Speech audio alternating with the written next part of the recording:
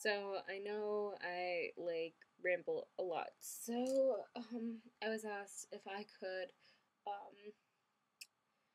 talk about some things that are important, like with shading and stuff. So I'm gonna do a shading tutorial on how I shade. Do I have one of these? Sorry, I'm not sure if this pen will work, but easy as eraser. So pretty much, let me show you the tools I use on a regular basis. So the first thing I use is markers. Partially because they're so much faster and they cover a lot more area, and you can use a lot of multi-mixes with them. You just have to be careful for fashion sketches. You can also use watercolor.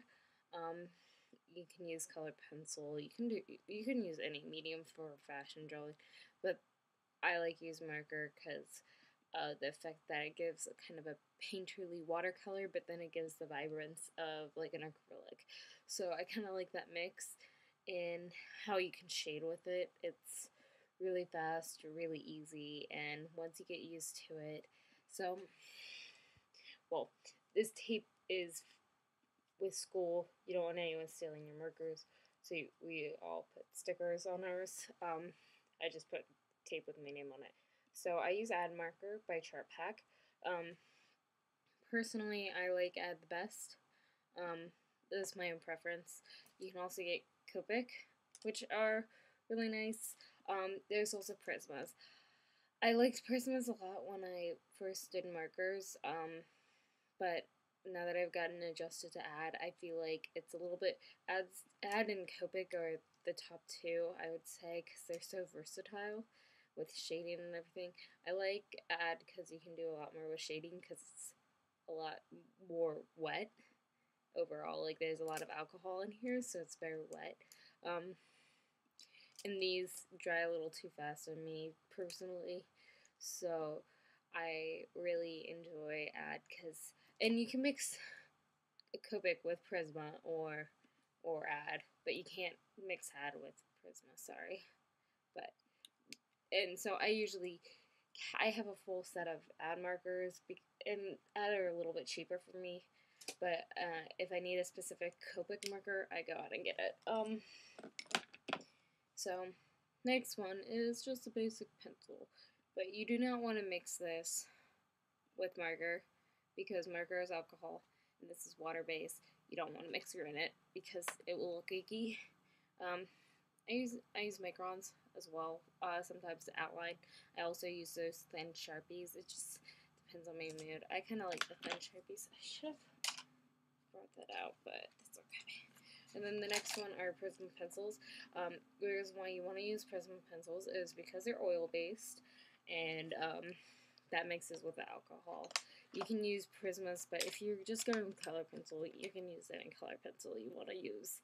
A lot of people like Prismas because they're easy to blend, but it's just a personal preference. But don't use any water-based pencils with marker because it won't work and you can't blend. Okay. I don't know what happened to the light here. So I have this drawing here that I'm going to show you how to draw. It was for my last fashion line. So these are knee-high socks with a chain vest, but I'm probably just going to make it whatever because this is just a shading. I did my final on the computer, so it's different. So one thing that I can show you, hold on. So you have these.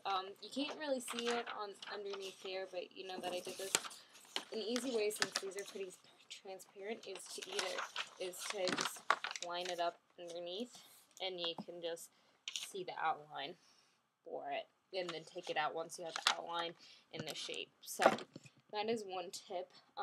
When you're doing a collection, an easy way, I want to show you this, an easy way when you're doing a collection to make sure none of the pieces are competing is to make a grid of all your clothes that you made and make sure like all of these stand out on their own. It creates an idea that you're not going to have any repetition with it, which is super nice. So I realized that I did not have,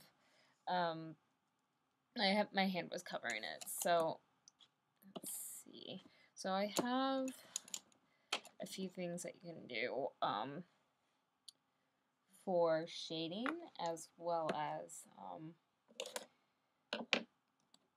a few different types of ways that you can shade. So, let me get all my markers out. I think that should be good.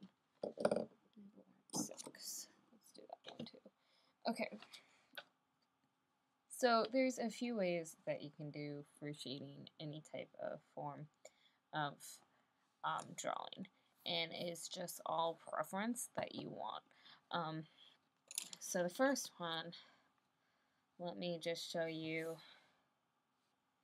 What I like to do is kind of mix. So I like to go with a lighter gray and kind of mark out where the overall shadows will be. Because if you go, I like to go lighter to darker with markers. And I prefer not to, you can't really go darker to lighter, so that's what I prefer. And you can do this with all the different areas. And this just kind of marks out. And when it gets too dark, you definitely, like, if I did it on the red and you definitely can't see anything that changed on the red, you definitely need to go darker and even darker. You can also do this with warm gray, so I'm using a warm gray 6 just for her hair. And this is a bit darker, but when you have a darker shade that you're going in right away, you kind of want to just minimally do it. So let me get this a little bit darker. Don't be afraid. One thing that makes pictures flatter and a little bit, what's the good one? Okay. What makes it a little bit harder for people to read is that you don't go dark enough. And it makes it look flat and boring. And another way that you can shade is just taking the color back over. I like to kind of mix in between both the laid down and over the actual. This one will need some more color overall.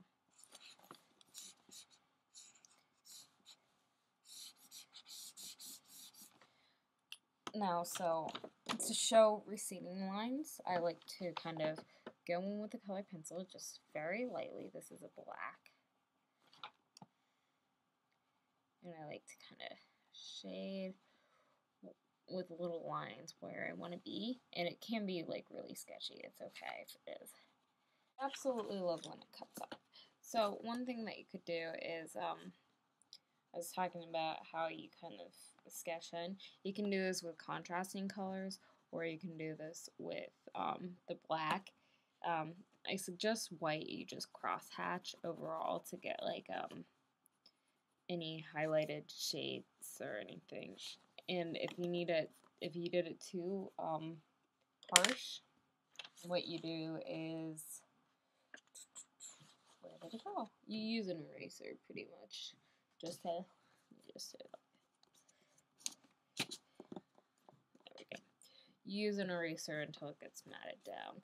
But you can do this for texture as well as so I know the picture isn't finished, but I hope you guys enjoy and learn some new things about shading and how to kind of do multiple things to make it look more realistic.